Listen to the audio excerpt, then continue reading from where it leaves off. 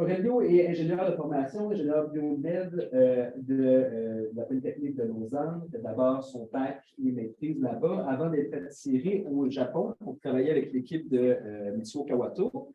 Mitsuo Kawato, pour ceux qui sont au courant de l'histoire du personnage, parce que va être celui qui a mis de l'avant l'idée d'utiliser des approches de machine learning pour faire l'imagerie fonctionnelle en temps réel, amener les gens à changer leur propre activité cérébrale avec cette approche-là.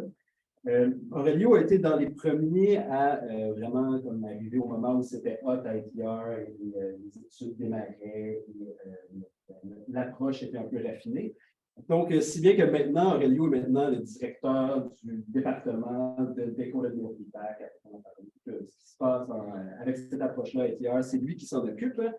Donc, on est très content de l'avoir avec nous. Vous allez voir, ses travaux sont assez créatifs et suscitent beaucoup d'intérêt. Je pense que tu vas présenter en anglais parce que, bon, la science est plus à l'aise en anglais, mais vous pouvez poser vos questions en français. OK, bah, merci beaucoup Vincent. À vous tous pour être ici, ça fait très plaisir. Comme Vincent l'a dit, je vais présenter en anglais, ça ne me dérange pas trop parce que mon français est limité quand je dois parler de la recherche de sciences. Je suis beaucoup plus à l'aise en anglais. Donc voilà. So, first, let me give you a quick introduction just of the research that we do in the lab in Japan, just really an overview. Because the research of the DECNEF laboratory, which stands for Decoded Neurofeedback, is really at the intersection of several fields or subfields, from closed-loop neuroimaging, using computational modeling of behavior or neural activity. We do study a lot of decision-making processes, and we have several members in the lab who are interested in using maybe these insights or these tools or applications in the context of psychiatric disorders. But today I will be talking about mostly the upper part, so work that is related to more decision-making and learning and cognitive functions. And one of the, let's say, the main questions, defining questions that, especially more recently, we've been focusing on is how humans or other animals learn efficiently, so within few samples of experience. And the motivation for this question is, besides the basic aspect of neuroscience and human behavior, is also because recently we've seen this explosion of artificial intelligence, new algorithms. They are extremely powerful. And this is mainly due to a kind of like a nice combination of advances in terms of very fast computing, availability of very large data sets, and very deep neural networks. But these approaches usually need, as I say here, a lot of data, a lot of iterations.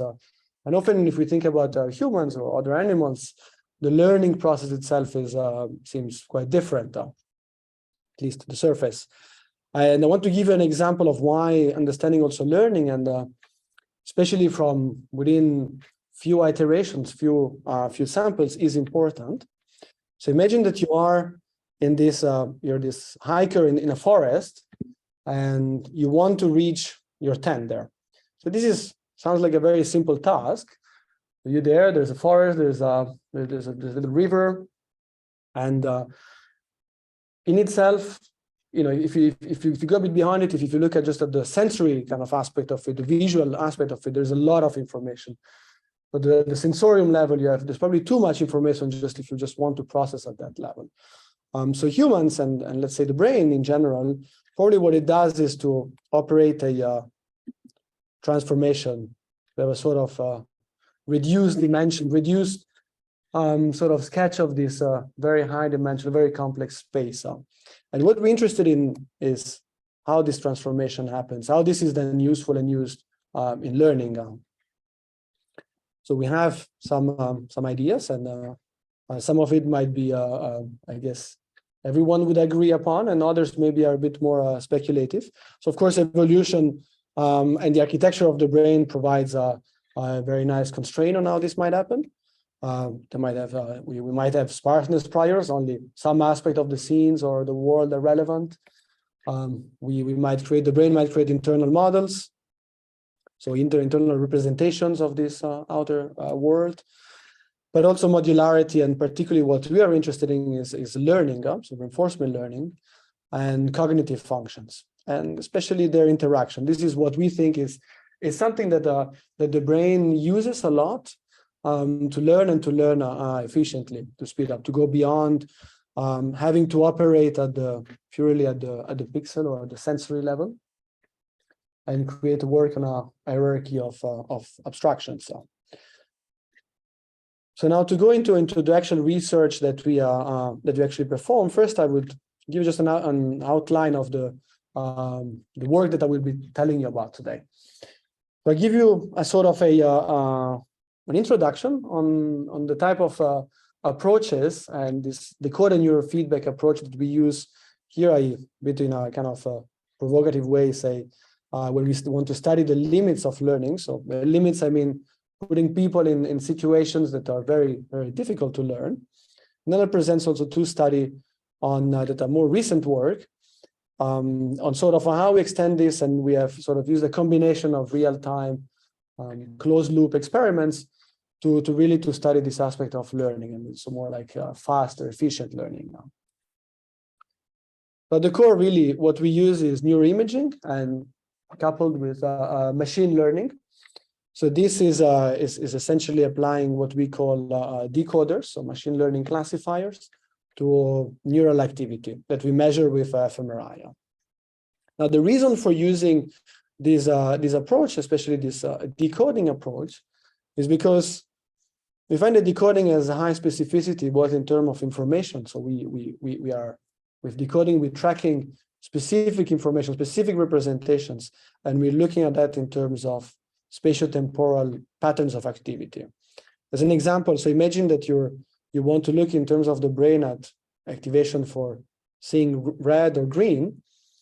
The overall activity in the visual cortex might not be that different if you watch a green patch or a red patch, but the patterns of activity might be actually really different. And so if you're trying to use this multivariate information, that is this patterns of activity, that might lead you a little bit further in understanding how those representation, this information is computed in the brain now. But we can go further than just patches of green and red and track objects and more complex, abstract variable of representations. Now, this is nice, but I think what we were really excited to work on was not only combining the neuroimaging with this decoding or machine learning approach, but was to further couple this with in a closed loop scenario, so with real time, in which we can analyze the neural activity in real time and then try maybe to modulate brain activity. And this is what we call decoded neurofeedback, or DECNEF for short. So here you can imagine that you have that you are a participant in one of our experiments, and you're lying down there in the scanner. What you're told as a participant is simply that you will see a feedback on the screen, and this is a task, is a sort of a game in which your goal is to maximize this feedback score. And the larger this disk, the more money you will get at the end of the experiment. And that's it. So the only other thing we tell participants is they should try to modulate or focus on the brain activity, and that this will control this circle. But we don't tell them this real-time decoding that we're doing. So it's sort of this real-time reading out of their brain activity. So this is actually what happens under the hood, is that while participants are in the scanner, we monitor their brain activity. We use these brain activity patterns from a target area of interest, and we feed it to our decoder. And our machine learning decoder will calculate the size of the disk based on a target likelihood for a function of interest that we have. So suppose that you want to reinforce your activity for red color, for example, then you will give this feedback here relative to the likelihood that this activity is currently representing red color. Even though participants are not aware of this, they're not told about it. And with all the experiments that we have done so far, we have basically almost no report of participants being aware of this information that we are decoding. So if you think about it, this is actually a very powerful tool, and it's a very interesting tool also for scientific research. And essentially what we can do is that we can target, modify specific representations in the brain, and we can do this with with a goal in mind. And in a very early study that I carried out at ATR, we used this approach to change confidence. So we were looking at metacognition. Maybe first of all, you may want to know how do we define what is metacognition? And we can just define it as the ability to reflect upon our choices or thoughts or performance. It really is a self-monitoring sort of higher cognitive function. And in the lab, we measure it as confidence, so just decision confidence. How confident are you that your choice was correct? And participant can give a rating. So the reason why we wanted to use this decoded neurofeedback to study confidence was because in the field there was quite a bit of let's say, of discussion, of an argument. The reason for this being that usually if you want to measure confidence in a decision-making task, this confidence will almost always correlate with the accuracy of the participants in the task. So if the task is difficult, accuracy is going to be lower and confidence is also going to be low. And if the task gets easier, then your accuracy is going to go up, but also your confidence. So previous studies have had always this argument on whether some neural signal or some brain activity was really related to confidence, or was more reflecting some other confounds. And so we thought maybe this is a way that we can use actually this decoded neurofeedback to test this hypothesis that confidence representations are actually separate from this accuracy or other aspect of the sensory processing. So to do that, we used a very simple perceptual decision-making task in which participants were viewing random dots on the screen.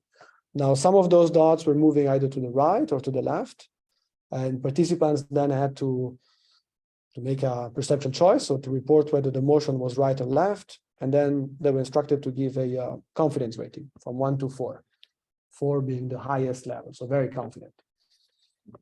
So what we did with this, so now we have this behavior data. Participants did the task inside the MR scanner. So we had also brain activity data. This was all offline so far.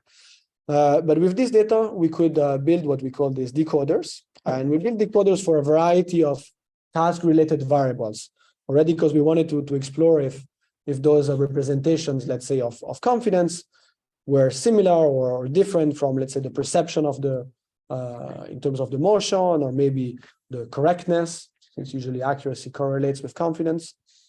And already here we had some hint that confidence had like maybe separate representations, but this is all at a rather, let's say, a more shallow level.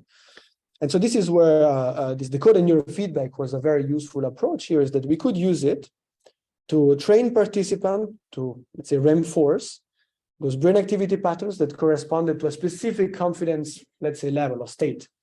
So we train participants to through this neurofeedback procedure to reinforce their activity patterns for high or low confidence. And then we tested them again on the same perceptual task. So here again, participant would receive higher reward for a higher likelihood of high confidence or low confidence, depending on the group that they were assigned to and on the order they were assigned to. But then after they did this training, we tested them again in the same task. And what we found is that now confidence was higher when the confidence they reported was higher when they had done a training for reinforcing a high confidence pattern, and their confidence was lower when they were trained for reinforcing low confidence activity patterns in the brain. What was crucial though is that, as you can see here, there was no difference in the accuracy in the actual task. So they were not getting better or worse in the task itself. So this was I think that was a very nice dissociation of how, and showing that these confidence representations were sort of part of this representation were at least independent of other sort of sensory processes or other task variables. So just to summarize at this level here, we with this decoded neurofeedback, it's an approach that we use, and there's several other studies that we have done. If you're interested, you can ask me at the end of the talk. I can tell you more about those, but we can use them to change perception or even subjective experience. And I think the crucial point before was that we can actually dissociate this subjective aspect of the experience and the more objective part, which in our case was the first level choice, the perception itself. And so the decoded neurofeedback is a powerful tool based on a combination of this fMRI, so neuroimaging, and machine learning in real time. It is a causal approach. Here, again, the provocative way we can edit brain activity because we can sort of change it in a way that can. But we can do this in a way that bypasses conscious learning or conscious awareness, because participants, when you ask them at the end of the experiments, for example, what condition were assigned to, or what did you focus on during the training, they always have no clue about the actual target of the experiment. They always report other things. And so this is a really powerful tool, I think, because on one hand you have participants being non-conscious about this content of this information, but you're picking relatively strong signals with the decoding approach. And so this can be useful to study then, and this is how we'll get into the second part of my talk now, to study learning really. And let me maybe start with why actually we started to think about this. So now this neurofeedback training poses a challenge in a way, and this is something that a lot of people were puzzled, especially in the early studies. Like, okay, this looks great. You can change people perception or confidence or subjective experience, but really, how can the brain do that? So people are not aware. The brain does not know which area you're focusing on, and there's only a few hundred trials that you're actually giving for learning. So this poses really quite a formidable learning problem for the brain now. And so we thought, well, maybe we can try to study this a slightly different setting, but using the same real-time framework. And so this would be one of the recent studies that we have done, in which we studied how people can make strategic choices based really how people can sort of bet on their own brain activity, sort of reading out what is the information content of the brain activity in order to obtain rewards. So not only to do this kind of more passive learning as I showed you before, but really actively making choices. And the question here was really, can humans solve decision problems in which information is very high dimensional and at the same time non-conscious? And we had an hypothesis that metacognition would play a role in this learning. So let me show you maybe how this played out. So the task itself, I hope you can see enough here. We had these machine learning decoders that were trained in one of two brain regions. And then we used these decoders, this time not to give directly a feedback score like in the previous study, but to determine a task condition. So if the decoder, there was a binary decoder, so the decoder can say one of two things. Let's say if the decoder said R, then the task would be in a certain condition, and so participants would have to make one choice in order to get a reward. For example, if the decoder would say R, then participant choice would have to be A. If the decoder said L, the participants would have to choose B in order to get let's say a high chance of a reward. This is a really difficult problem for participants in the brain, because they are not told, they're not instructed that we're using their brain activity to determine this kind of two conditions in the task. What we tell them is, you will do, it's a bit complicated kind of trial sequence.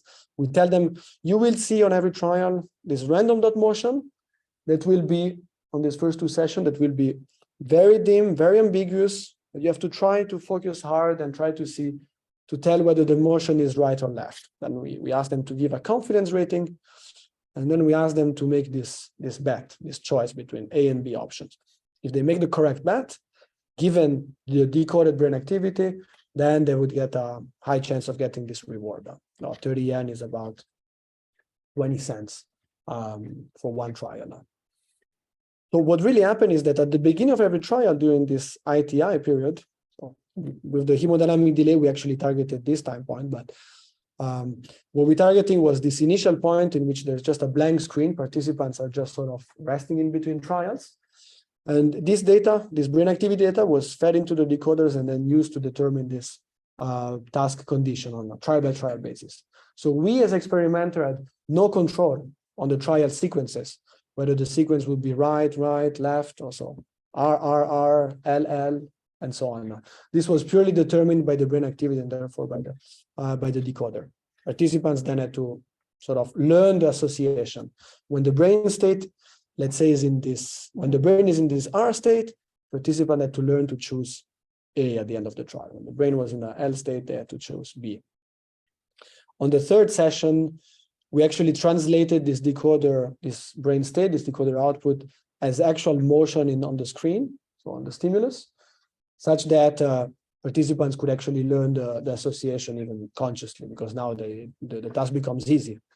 You would see that consciously they could see that the dots are moving right, then the correct choice here is right, and then maybe they would learn, they would choose A most of the time. But the interesting part would be what happens in the first two sessions, in which there is just no visual information, and everything has to happen completely non-consciously and completely through this association with brain activity. As here we term it like learning to read those brain states. When we look at the very first session, as you can see here, each dot is one participant. 0.5 is the chance level. This is the probability of choosing the optimal action, so the best choice that will lead to a reward in every trial. Now you see that overall at the group level, participants are roughly at chance. On the second session instead, at the group level, they are above chance. Word of caution here, because the difference between the two is not significant.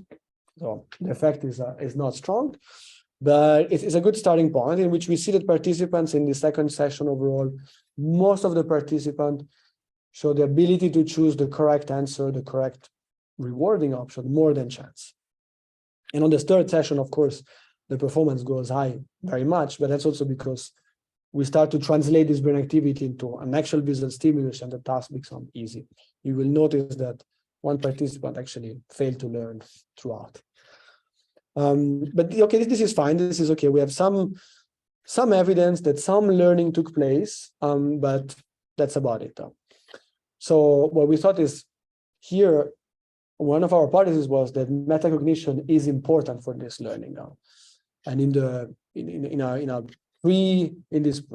before this real-time experiment, we had tested participants on this perceptual choice task, and we had asked them for confidence ratings. And so we could compute what we call the meta D prime. So this is the ability of an agent to correctly judge true confidence if they chose correctly, if there was a correct choice or an error, meaning that they should choose high confidence on a correct choice and lower confidence on an error trial. And when this association is strong, then you would get high meta D prime. So what we see here is that participants with high meta D prime, so better introspection ability on their performance, let's say, and better use of this confidence rating are also those participants who showed better performance in the learning task in those first two sessions in which no information is presented. That's already another line of evidence that this kind of learning happens maybe, and that there is this metacognitive sort of aspect into it. Then we can actually look at this at the same confidence ratings, but in a bit of a more granular way. Now we look at confidence that was chosen on every trial, and we can use this confidence then we can separate every trial in which participants give a confidence rating of 1, 2, 3, or 4. And those are those four you will see here, those four aspects here. Okay. And with that, what we can plot again this probability of optimal action for every confidence level, and we can see that again from this on the second session. Now you have this quite strong association between confidence and this probability of choosing the optimal action. So showing again that when participants are more confident about their choices, about their, let's say, their brain state, then they're also more likely to choose the action that was rewarding. But again, this happens really, and this is the intriguing part of it, is that this happens below consciousness. So participants are not aware. When we ask them about this, they give some explanations, but it's seldom. In the second session, it is seldom. For example, when I choose right, then I should choose let's say option A, or I choose B, I should choose option. I choose left, I should choose option B. But so we see this association. Then we thought, okay, maybe we should actually go a bit further here and look, because we have some evidence at the behavior level, but this is a learning task. So things happen actually on a trial by trial basis, and your outcome or your confidence on this trial might affect what happens in the next trials. And a good way to study this association is using reinforcement learning. So this is learning from experience, and with what we call here, this is reinforcement learning, is a very simple algorithm in which we track a value estimate of this is state and an action. In our case, we define the state as the brain state, so what we are decoding. The action is participant choice, and this you can you can have this algorithm that starts, and you can update it on every trial based on participants' choices and outcomes, whether they receive the reward or not on the trial. And a critical quantity here is this delta. So this delta is a reward prediction error, and it's always the mismatch between the participants or the agent expectation about an outcome given a choice and a brain state, and the actual outcome. But here we will look specifically at the absolute value. This is rather the sign prediction error. The absolute value is more a level of uncertainty in the learning. So the higher this magnitude, the more uncertainty in the learning, the lower, the less uncertainty. And here what we expect to see is that, similar to what we find with the behavior, with the choices, we get that confidence should relate to this magnitude of prediction error. And we can look again at this on every session, and we can plot the magnitude of prediction error for trials in which participants rated their confidence on each level. Now, in the first session, you have some hint for this association, but it's very weak. But now in the second session, this becomes stronger, and on the third session, this becomes very strong. So really, what we see is that yes, confidence and really the reinforcement, the learning itself are associated, and increasingly so as learning progresses. So this is really, I think that this was really nice, because we could show that we can put participants in a situation in which they have to solve a decision problem that is very high dimensional, that is very complex. You have to think that participants have to learn to make a choice based on a brain state, brain activity pattern, without knowing that. And that metacognition, so confidence, probably supports this type of reinforcement learning. So these very complex reinforcement learnings. This is absolutely entirely speculative, but perhaps what we think and what we would like to look at further in future work is that this metacognition might relate to what we would call meta-representation, so the re-representation of sensory or lower level information, but in higher order areas that might be used then to speed up this reinforcement learning. If you already have questions, or if you want to interrupt at this stage, you can feel free. Otherwise, I will also continue. A bit of water.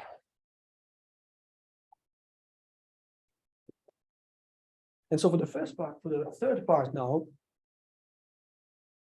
are we going to still using this let's say this decoded neurofeedback, but only as a tool to study again an association between reinforcement learning and cognitive functions in the context of learning, so to speed up learning now. And this was work that was done by a whole team of people, which I would like to acknowledge at this stage. And the question that we were interested here was about abstractions. So maybe I mentioned at the very beginning that learning, especially to learn more efficiently, one way to do that is to go from purely sensory representation to more abstract representation, to try to isolate relevant information and to recreate a sort of lower dimensional abstract space, abstract representations. So the first question that we had was actually, if we don't instruct participants about that, can those abstractions emerge naturally? So when participants solve a task, are they going to find out sort of abstractions, or are they going to build them and to learn to build them? Because learning should benefit from abstraction. If you're able to use abstractions, you should also learn, you might learn faster. Usually, maybe not always. We can talk about that. But then, yes, how do you build abstractions? How would the brain build abstractions? And value is actually might be a good way for it. And this relates actually to the neurofeedback, because in neurofeedback we always work with rewards, and rewards in a way is that are going to be processed by the brain as a form of value representations. And so we thought maybe value here is a key to these abstractions, and the brain might use this value to tag specific sensory stream or sensory information to then actually collate information together in an abstract representation. But you might, maybe some of you might hear value, you might think about given brain area, which is the ventromedial prefrontal cortex, which is a region that has been heavily studied in the context of economic decisions, value expectations, and equating really value with reward, which is also maybe the way that we're coming from. But in fact, there's more than one parallel literature on this region, on this VMPFC, on schema, which schemas in a way are a form of abstractions or information compressions, which again is another form of, we could say, of abstractions. And so taking this little sort of side path, actually we can sort of narrow down our our hypothesis here, and maybe say that what the brain uses to build those abstractions is what we can call here ghost value. That is, the VMPFC, is a specific brain region, might use this value signal or those value representations to determine what to abstract. So if you have multiple sensory, let's say, informations, value might be used to tag specific one, and then this might be used to actually build abstraction and then use it for learning or for decisions and then to learn. So to study this, we used we had participants come in again in the scanner and do a behavior task, in which they had to learn simple associations. So they were seeing these Pac-Man style representations on the screen, stimuli, and they had to learn whether these Pac-Mans they liked more one fruit or the other. The association was built in a way that the stimuli had three features: let's say color with 2 levels, the orientation of the stripes with 2 levels, and the side of the mouth on 2 levels as well. On every block of this task, only 2 features were relevant for the association. So for in this example, you have feature 1, color, and stripe orientation would predict which fruit the Pac-Man would like. But on the next block, the association might be color and the side of the mouth. But this one did not know this. We told them that 2 of the features were relevant, but that they had to find out themselves which one was important and which one was not. We used a design in which so participants in every trial, they did they saw the stimulus, they made the choice on which fruit they thought the Pac-Man preferred, and then they received feedback, so whether the choice was correct or not. So again, it's a type of reinforcement learning task. We had a variable ending for the block, meaning that we ended the block once we thought participants had learned the association, meaning by just recording a sequence of correct choices. This was then, if participants make a long sequence of correct choices, then we can assume safely that they have learned association. And so this is this allowed us also to see in time how long participants take, how many trials, or how fast they can learn those associations on every block.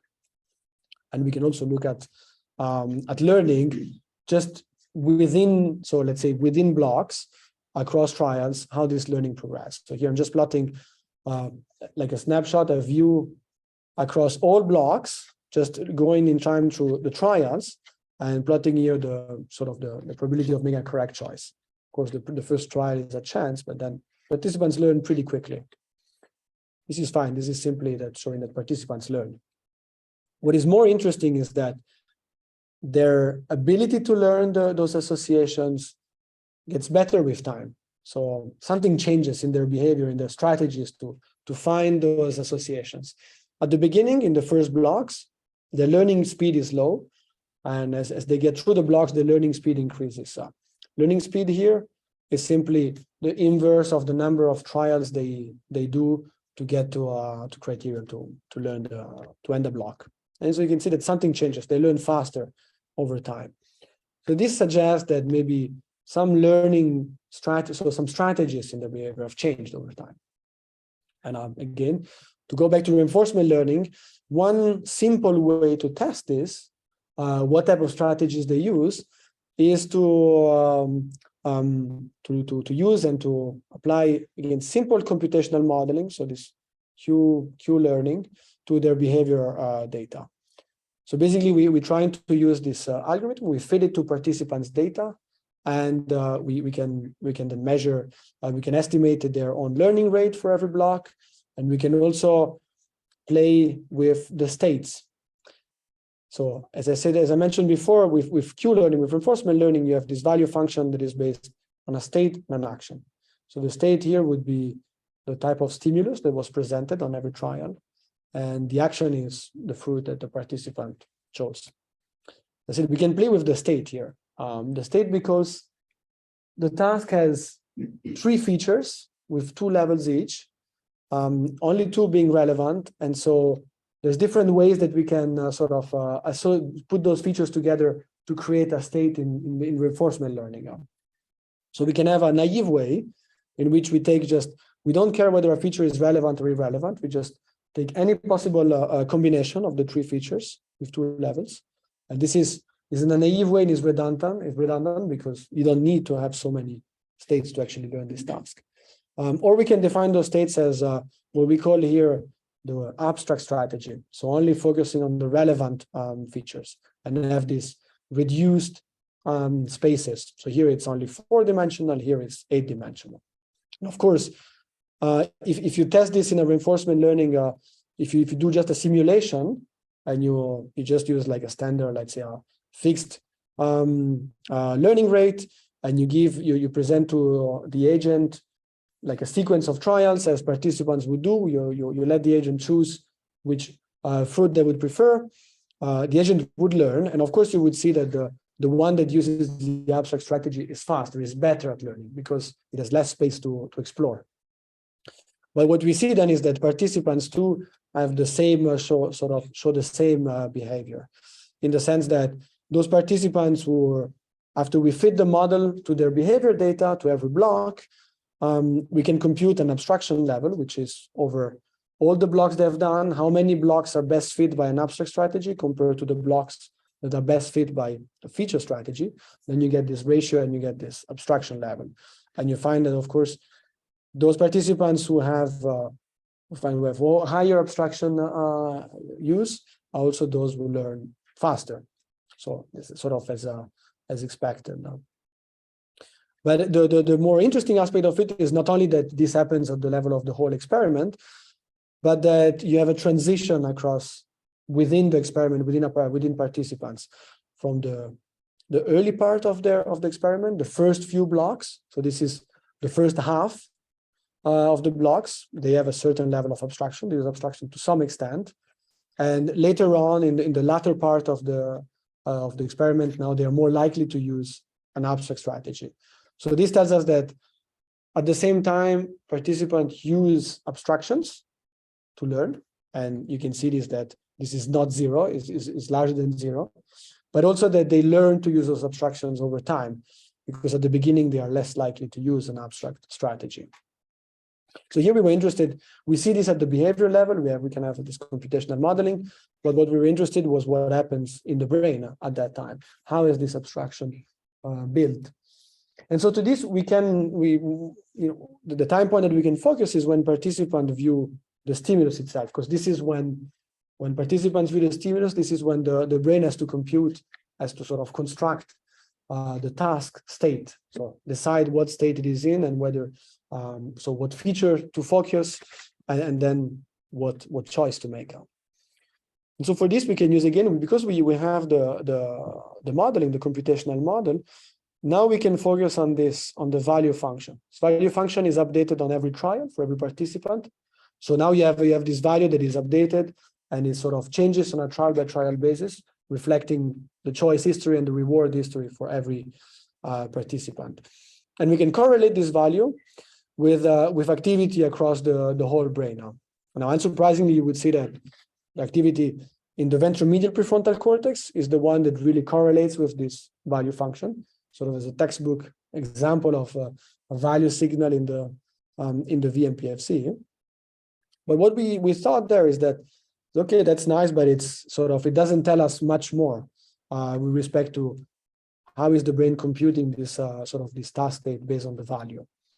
So one way to look a bit further is to, because we have this cluster of activity that correlates strongly with the value, this value prediction must be based in the end on the task, on the visual information, because it's a visual task. And a useful approach is what we call a psychophysiological interaction analysis. So it's kind of a sort of functional coupling, functional connectivity type of analysis, in which we use a seed somewhere in the brain. In this case, we use the seed in the ventromedial prefrontal cortex that correlated with the value signal. And we look for activity across the brain that sort of that correlates with this seed activity, but it is modulated by by the correctness of the choice, by the level, by the amount of value that is expected on every trial. And so with this, we see that the only region across the whole brain that show a significant coupling with the VMPFC are visual areas, let's say lingual fusiform gyral. So, and some of you may wonder why only this area, maybe not other areas, for example, parietal, and so on. And probably here, an argument I can give is that the task had very low level visual information. It's only color, orientation, the side of the mouth of those Pacman stimuli. So this is probably why you have this connection between these relatively early visual areas and the VMPFC. Actually, what was nice to see is that not only you get this correlation between the two areas, but that the strength of this coupling predicts how well participant can learn in the task. So those who have a stronger coupling, in which you could say have a stronger communication between sensory areas, visual cortex in this case, and VMPFC, conditional on the value signal, are also those that are overall learning faster in the task. And okay, that's not nice, but the VMPFC, what we said is that it computes this value signal, but it should do so for abstraction now, because that was our initial hypothesis. And the way we thought to test it was, well, we have this signal in the VMPFC for value, so we can use this exactly same area. We can control within the same analysis for the value, and now we can also look at the trials that the model was best fitting as participants using an abstract or a feature strategy. And now we can look at actually whether this area of the brain, the VMPFC, would be sort of sensitive to the strategy that the participants use. We also looked at the hippocampus because both areas have actually several previous studies that have involved both areas into abstractions and sort of conceptual learning. And so we were interested to see if this, let's say, this value signal and this type of abstraction signal would be only in the VMPFC or would be shared with the hippocampus. And in a way, somewhat surprisingly, we saw that the VMPFC was strongly prioritized when people used an abstract strategy, so meaning was more engaged. The hippocampus did not show this type of modulation. We can talk about it. There's probably several reasons, including some specific to the task that we used. But this was an additional line of evidence that now we have a bit of a convergence in terms of those value type of computations and the use of an abstract strategy, but it remains sort of indirect in a way, right? And there could be totally two quite different ways that this could play out in the brain, in how this abstraction is built. First one is that you have a value-driven feature selection that happens in the prefrontal cortex, let's say in the VMPFC directly. So the sensory information is sort of sent or shared with this area, and then sort of it's ranked, and everything is created within this area. There's actually, I didn't show, but what we see is that under abstraction, you can retrieve feature level information more readily in the VMPFC compared to when people use a feature strategy. But at the same time, and there's also evidence actually for that in animal studies, for example, that the sort of value-driven effect could be actually sort of a top-down effect and play out directly in the sensory cortex, or in the visual cortex at this level. And this is where neurofeedback, the decoded neurofeedback, was a useful tool, because with neurofeedback, as I mentioned before, you're actually using reward, and you're sort of pairing reward with the neural representation of a sensory neural representation. So in this case, for example, is associating reward with one of the task features, let's say color. And so participants did the same neurofeedback sort of procedure that I mentioned at the beginning with confidence in the scanner for 2 sessions. Each session, every trial, they're there, they try to modulate the brain activity, and they try to get as much reward as possible. What we do is that we give the feedback based on the likelihood that the brain activity is representing our feature of interest. And so after the neurofeedback training, participants can do the same Pacman learning task again. Huh? But now there's an interesting twist to it, in the sense that you would have some blocks. Suppose we have targeted color. So now we would have some blocks in which the color is relevant to the association, some blocks in which color is irrelevant. And so now we can compare those two, we can contrast those two type of blocks and see how participants fare in those. Here, the prediction would be that when the feature is relevant, participants should learn faster. So should build those abstractions faster, because now we have operated a sort of reward association or value targeting on that feature. And so the brain should be more readily using it for building the abstraction.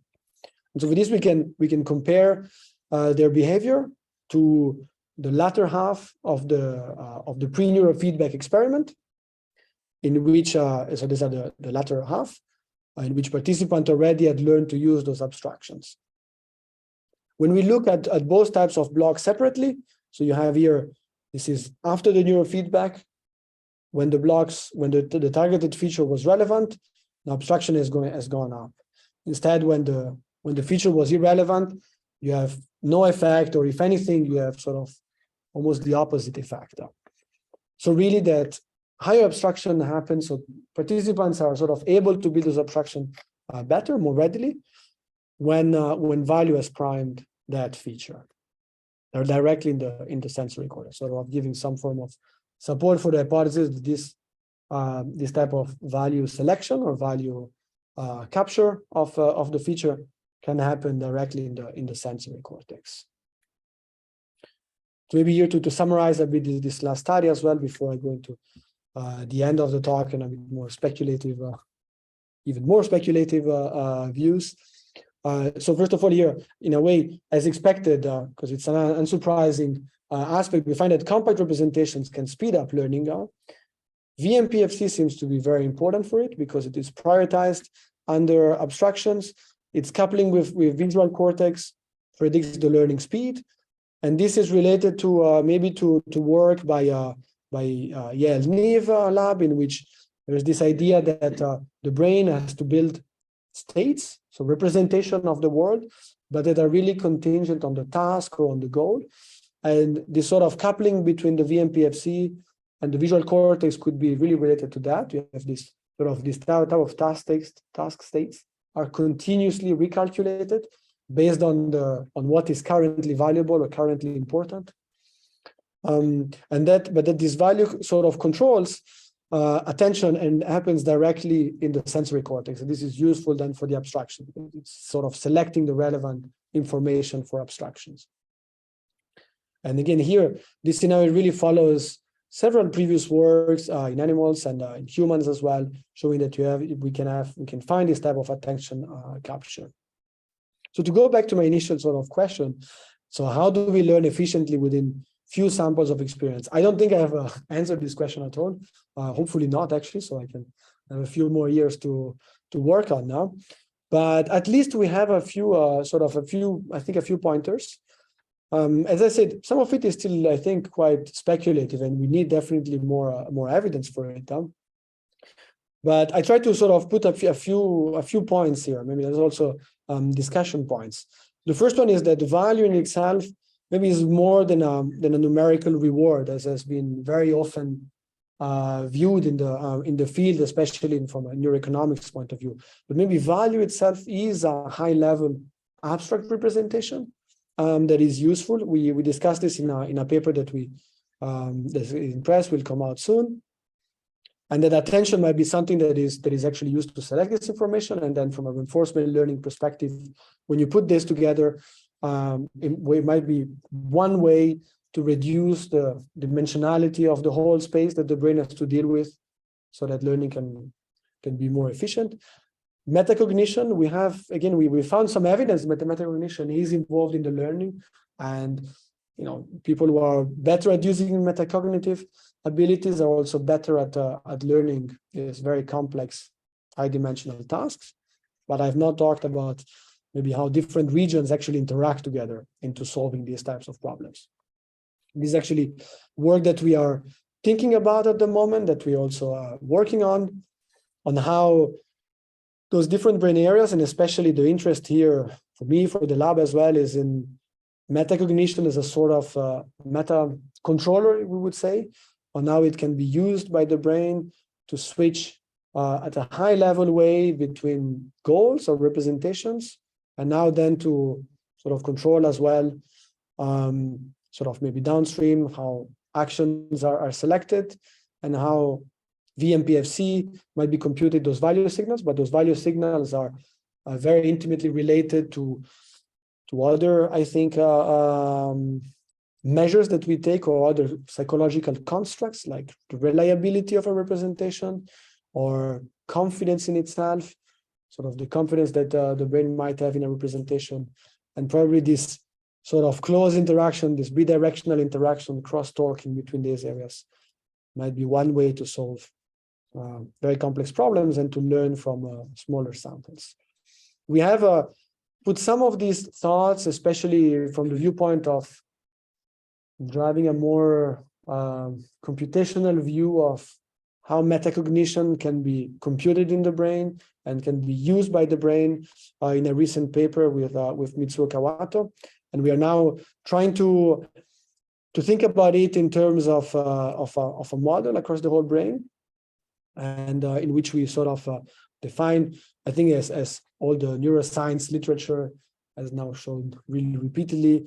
And we have at the same time parallel computations, but we also have an hierarchical structure, and having what we call here this cognitive reality monitoring network, sort of this high-level metacognitive sort of controller that can select relevant, here would be not relevant information, but more specifically relevant representations or modules at architectural level, might be one way to go forward.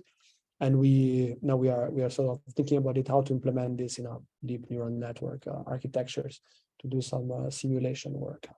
And with that, I think I've been quite long. I hope not too boring. Thank you all for your attention. That's it.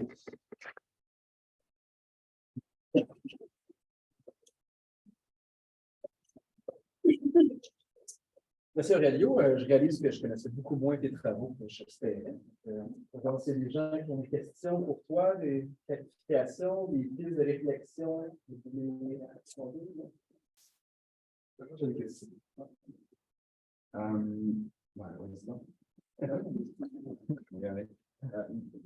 Dans la première tâche que tu as présentée, le premier projet,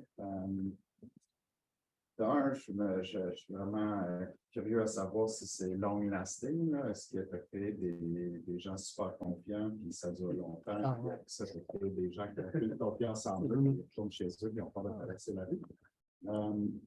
Mais plus particulièrement, est-ce que ça généralise à une autre tâche? Donc, si tu fais le reinforcement learning avec le neurofeedback, puis après, tu leur demandes de faire une autre tâche qui n'était pas celle à laquelle ils avaient déjà été, est-ce qu'ils vont être plus confiants si tu les as mis dans une situation où tu as renforcé la confiance, ou est-ce que c'est vraiment juste sur la tâche qui a été utilisée?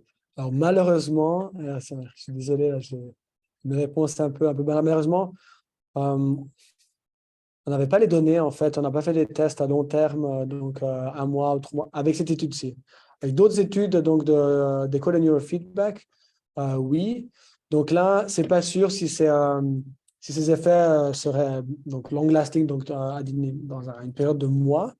Mais par contre, ça, c'est une chose que je n'ai pas mentionné au début, mais ces participants ont fait les deux procédures, donc high and low confidence, et entre l'une et l'autre, il y avait 1 semaine de décalage.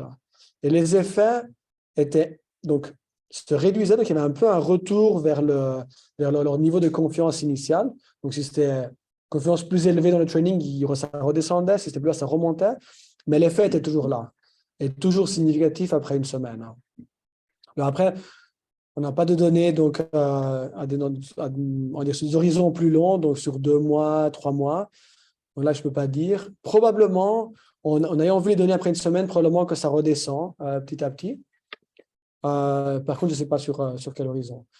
Le deuxième aspect de la question, donc, c'est est-ce que ces effets sont vraiment spécifiques pour cette tâche, c'est spécifique pour des réponses de confiance sur je sais pas, des mouvements de petits points, ou si c'est plus général. De nouveau, là, malheureusement, ça c'est un aspect auquel on a pensé un peu plus tard, pas qu'on a fait de l'expérience en soi, donc on n'avait pas les données. On avait essayé de rappeler certains sujets, en fait, 3 ou 6 mois plus tard, mais la plupart, c'était des étudiants qui, entre-temps, avaient gradué et c'était parti, donc on n'avait pas les données. Mais, donc là, je peux pas dire. Mais par contre, on avait une autre étude à laquelle j'avais participé de façon un peu tangentielle, aussi en école de neurofeedback, avec des associations d'orientation et de couleurs, dont là, les effets étaient très spécifiques. Donc là, il y avait eu, c'était mettons, une association entre une orientation, mettons, verticale avec du rouge, horizontale avec du vert. Et là, les effets étaient vraiment spécifiques, étaient vraiment avec les stimuli qui avaient été présentés pendant la tâche et pendant le neurofeedback. Je pense une partie doit dépendre aussi de la façon dont cette neurofeedback est fait.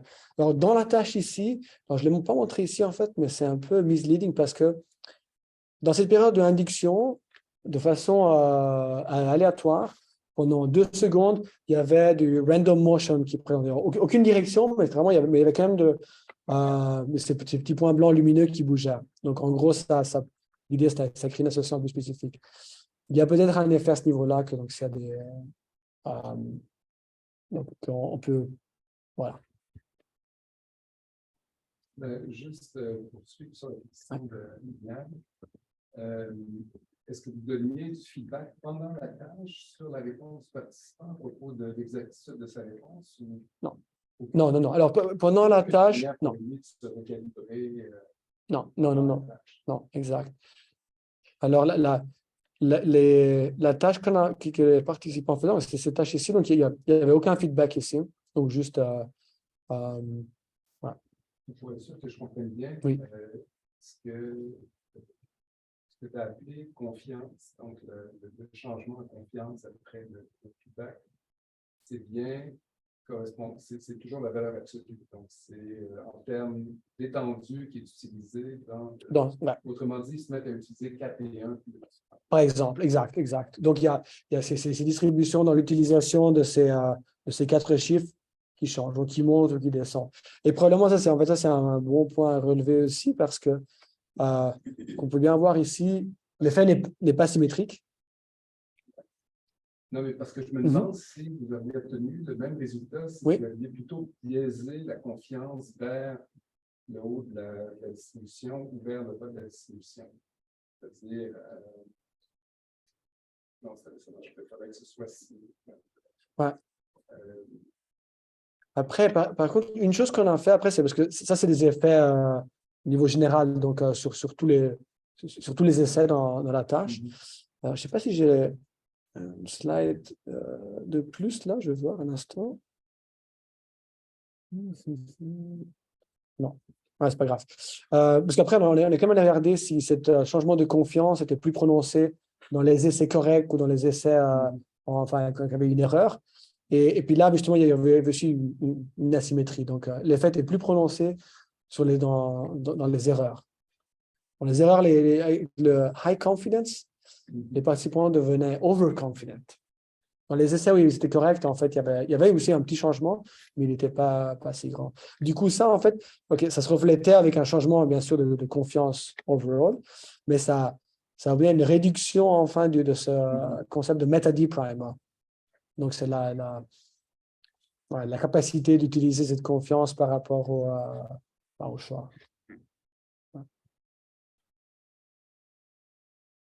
Quelques questions. Oui. En fait, comme tu l'as bien mentionné, c'est sûr, le but de la présentation, c'était pas de nous donner une bonne intuition. Hein. Comment ça se fait que les humains sont si bons au few-shot learning, dans le fond. Mais à quelques reprises, il y a des choses qui étaient marquées qui m'ont fait réfléchir. Donc là, la première, c'était au début, c'était quelque chose comme on construit des abstractions en sélectionnant l'information qui est comme relevant, c'est-à-dire where information has undiminished value. Puis là, plus tard dans la présentation, là, dans la troisième partie, on mentionne quelque chose comme value controls attention to direct information, etc. Puis j'ai l'impression, en fait, pas j'ai l'impression, je me pose la question, d'où cette value-là, elle est dérivée. Dans cette situation-ci, très facile. En fait, j'ai l'impression que to get the value off the ground un petit peu, on a un peu fil aux participants. On a dit, ben, il y a 2 sur 3 de ces features-là qui vont être pertinentes. Puis je me demande, dans le fond, comment tu contextualises ça dans le out there in the real world, comment ça se fait dans le fond, how do people actually get that value parameter off the ground pour faciliter le few-shot learning?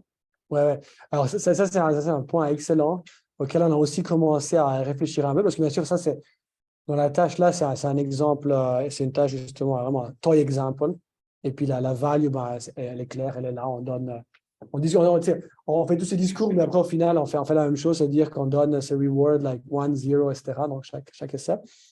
Alors, il y a peut-être plusieurs réponses à ça, mais une, c'est que cette value, elle dépend vraiment. C'est pour ça qu'à la fin, je commence aussi à parler un peu de goal. Enfin, on parle de goal value. C'est qu'elle dépend directement, enfin, des goals ou de la personne ou du agent, enfin. Et qu'elle est construite donc comme ça. Il y a un article, par exemple, par Chris Summerfield, où il parle justement where does value come from, hein? Parce que justement, c'est dans la nature, etc. Et il y a aussi des travaux assez récents dans ce qui s'appelle homeostatic reinforcement learning, où justement, c'est une sorte de value function, elles dépendent un peu de l'état homéostatique, ou justement, d'un autre côté, justement, de ces goals. Ça. Mais après, ça, c'est vraiment un point qui pour moi, pour le moment, je suis en train d'y réfléchir, qui n'est pas tout à fait clair. Comment est-ce qu'on peut vraiment opérationnaliser cette value?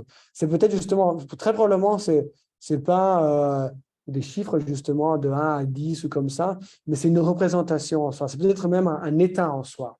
Alors, reinforcement learning value, ça n'a rien à voir avec un état. C'est vraiment ce chiffre externe, ce reward externe. Mais peut-être ce value, ce reward, c'est vraiment pour un animal ou pour les humains, c'est peut-être un état en soi dans lequel on essaye on peut se trouver ou pas. Voilà. Donc, c'est une réponse un peu fumeuse probablement, mais c'est un peu la direction dans laquelle on est en train de réfléchir. J'en ai un autre si c'est possible. Comme tu sais, je suis intéressé par les techniques. Une des affaires qui m'intéresse, en fait, c'est quelque chose qui revient souvent quand on parle de ça, c'est la supposition, la suggestion de causalité.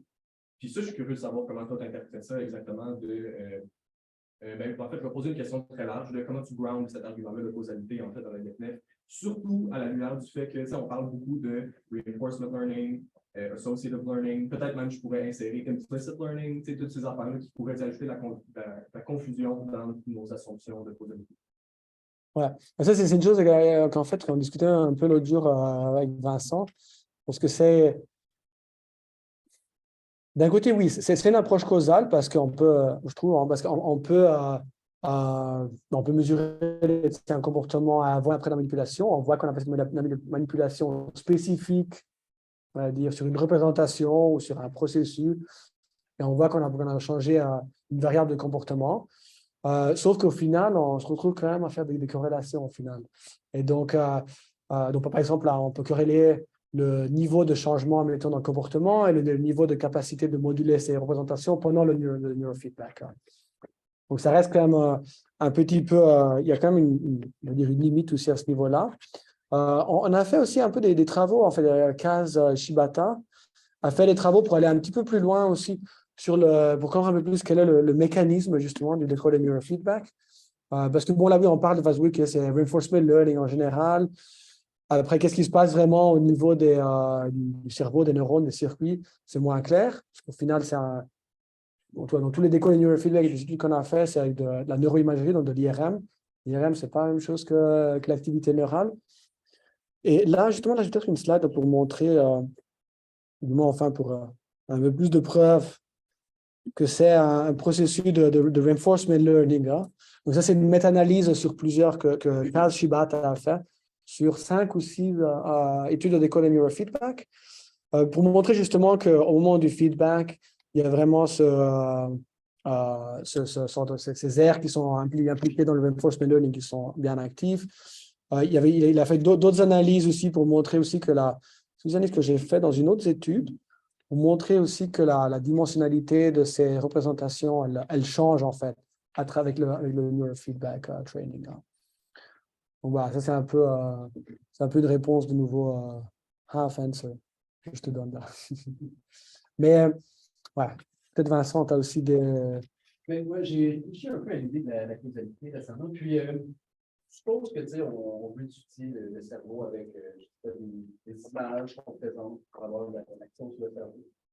Tu manipules les images généralement, mais l'effet que tu as sur les neurones, celui-là est un peu serendipitous. Tu n'as pas de contrôle dessus. Donc, ce que tu mesures de la activité est corrélationnelle.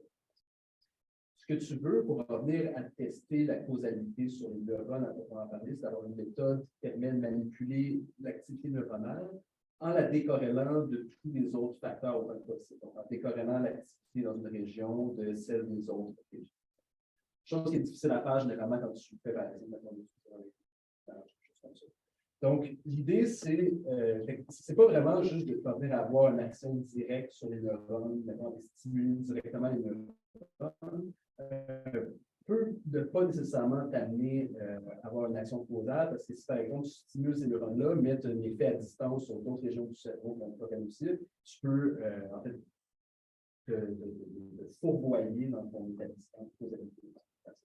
Un truc qui est le fun avec TechNet, c'est que, bon, nous, on essaie de cibler une représentation particulière. On regarde à quel point on est capable de la contrôler, à quel point les participants sont capables de la contrôler.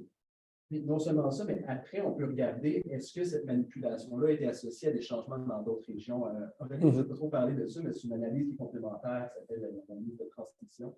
Donc, c'est de voir est-ce que quand on manipulait cette activité-là, effectivement, il y a des activités ailleurs. Chose que, quand on y pense, on n'a pas vraiment quand on fait des stimulations intracrâniennes, souvent tu vas stimuler des régions, puis on ne sait pas trop si c'est effectivement juste l'activité dans le.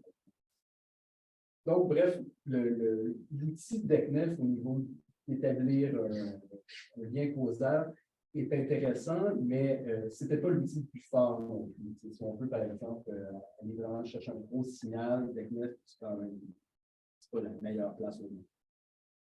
Ouais. Donc, d'où l'idée de s'améliorer aussi. Ouais. Excuse-moi. Parfait. C'est parfait. Peut-être que tu en as parlé, mais je me manquais. En fait, dans le neurofeedback, je ne crois pas, là. Je ne crois pas à ça. Non, mais il semblait que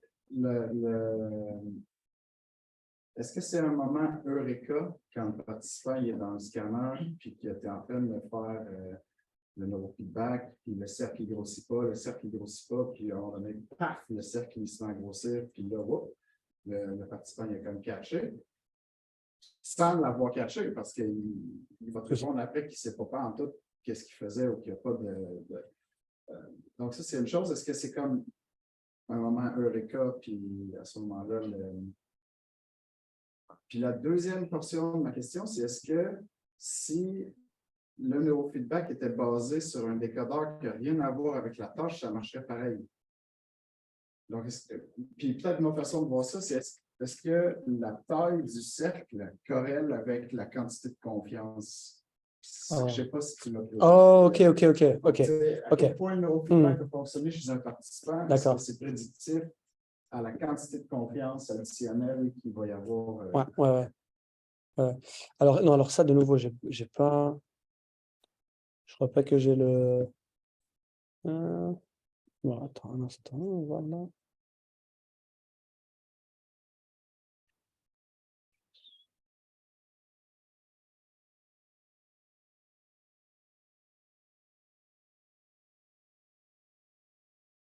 Non, alors, je n'ai pas les résultats ici, en tout cas les données là.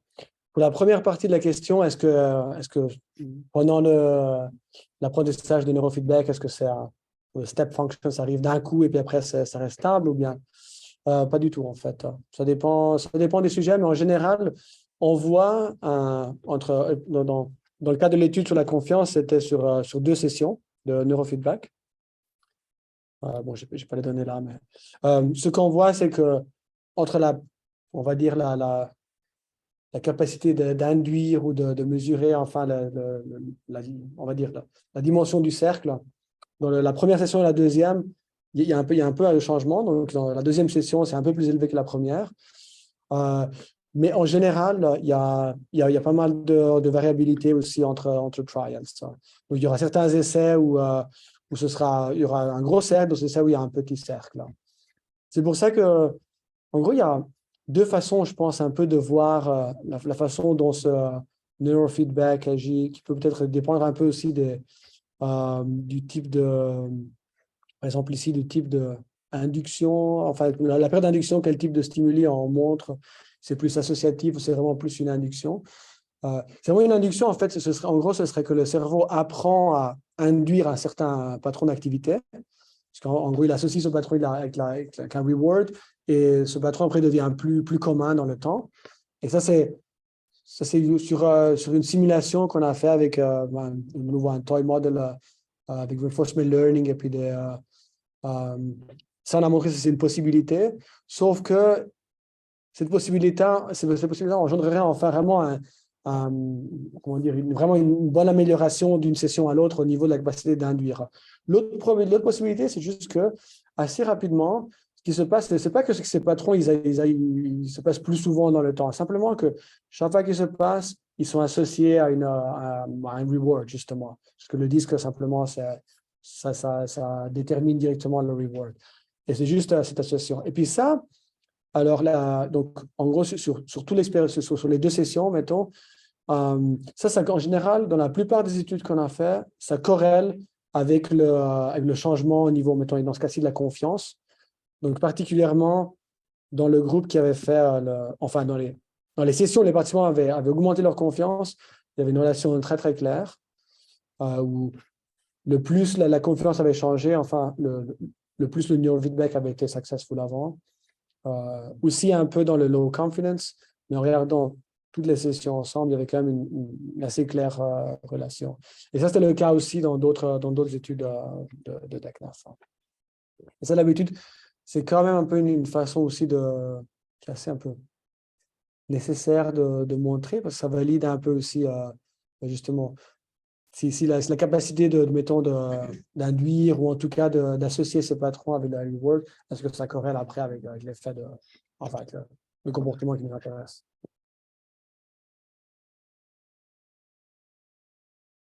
J'ai une dernière question qui me vient à l'esprit. Je suis toujours intéressé par les outliers dans la vie. On a tendance à vouloir ne pas les considérer. Mais je suis curieux de savoir s'il y a une situation où tu avais une personne qui était non apprenante. Puis je me demandais si toi ou les autres gens, je ne sais pas si vous êtes inclus là-dedans, avaient interrogé cette personne-là à savoir comme son expérience subjective c'était quoi, comparé aux autres. Est-ce que les autres, justement, ont des rapports de comme j'avais l'impression de faire X, Y, Z. Des fois, les gens vont un peu comme le savoir intuitivement s'ils ont adopté comme une stratégie d'abstraction versus feature. Ils n'ont pas toujours raison. Mais ça, je vais demander aux participants of the air. Ça, c'est sur le neurofeedback en général ou sur la dernière partie? Ouais, est-ce que l'exemple du flyer spécifique, je pense que c'était par rapport à l'exemple avec les Pac-Man. Ah, ok, ouais. Parce qu'il y avait un seul point. Ouais. Alors, il y avait, alors non, ça c'était sur une autre, mais il y avait plusieurs, alors dans la tâche, par exemple, du Pac-Man, il y avait plusieurs participants qui n'apprenaient pas la tâche du tout, qui simplement, ils n'arrivaient pas à apprendre. Après, il y avait des impressions différentes des gens qui avaient. Alors, on leur demandait, parce qu'on a demandé à tous les participants à la fin de la session qu'ils faisaient, quel type de stratégie ils utilisaient pour résoudre la tâche. La plupart, ils disaient au début, oui, j'essayais de me rappeler toutes les combinaisons possibles. Là. Vraiment, c'est cette feature strategy. C'est pas de te focaliser ou de faire une abstraction, de vraiment, tu dis, OK, je vois ce que je vois, j'essaie de me rappeler ça. Sauf que pour la mémoire de travail, c'est un peu taxant de rappeler d'autant de combinaisons. Et les participants qui n'apprenaient pas, alors soit ils avaient ça, c'est qu'ils utilisaient ça et ils continuaient d'utiliser ça, et après ça ne marchait pas. Soit ils utilisaient, ils essayaient de trouver mettons une association, mais vraiment, ça n'était pas la bonne, et puis ils avaient de la peine à changer, en fait. Alors, dans cette étude, à ce niveau-là, on ne les a pas inclus, donc c'est pour là qu'on n'a pas été inclus, mais ça donne aussi un peu peut-être des idées pour des études futures aussi, parce que ça pourrait prédire ou corréler aussi avec certains. On est aussi intéressé dans le labo, enfin, d'autres qui sont intéressés dans la dimension psychiatrique. Et donc, sur ça, justement, ça pourrait être intéressant, cette habilité ou flexibilité d'updater, en gros, de faire des updates de ces représentations ou pas. Probablement, c'est relié à l'apprentissage. À quel point les gens sont prêts à jump ship sur les abstractions pour passer du temps à construire. Et dans le neurofeedback en soi, dans toutes les études, il y a toujours des participants qui n'apprennent pas et d'autres qui arrivent très bien. Je pense que c'est une open question pour le. En fait, c'est pas clair qu'est-ce qui fait qu'il y aura quelqu'un qui sera successful ou pas. Alors, la capacité du décodeur, justement, la accuracy du décodeur au début, ça, c'est déjà un bon prédicteur, justement, du neurofeedback success. Plus le décodeur est bon, enfin, à différencier les patrons, c'est normal aussi. Plus la personne, elle pourrait arriver à contrôler. Je crois sur ça. Nous, ça, on n'a vraiment jamais regardé dans nos données, je crois. Mais il y avait Ethan Oblak qui maintenant travaille qui a travaillé avec le neurofeedback. Il a fait beaucoup d'analyses et puis de simulations et tout. Et ils avaient fait justement, eux, des analyses vraiment sur ça, des simulations aussi en montrant qu'un meilleur décodeur prédit bien une meilleure performance dans le neurofeedback. Mais à part ça, il y a probablement plein d'autres variables ou facteurs. Je ne sais pas.